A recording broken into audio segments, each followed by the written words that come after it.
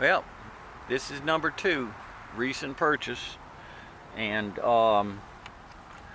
so we just showed the video of the other boat this morning with a bad transom, and I just looked at this one, and the clues that there's a problem.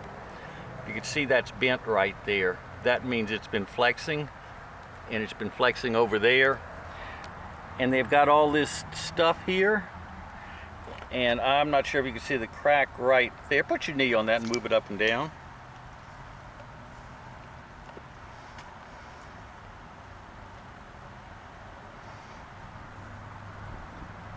You can see it flexing right there.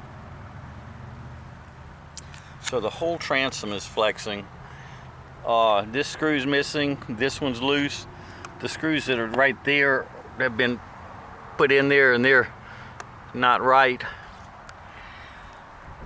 And if you look at the transom, it's had numerous holes in it.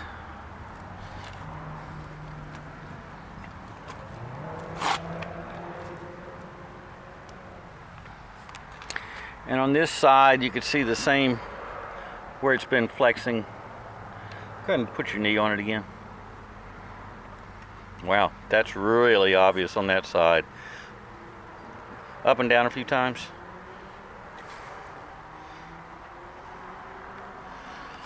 And anytime you have a splash well plug and it's not sealed, like this one's not sealed, oops, it just came out.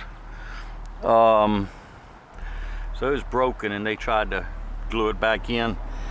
I'm going to wait for the owner to get back here, but if I press that out, I can pretty well assure you that there's no wood where it's been leaking inside of the transom.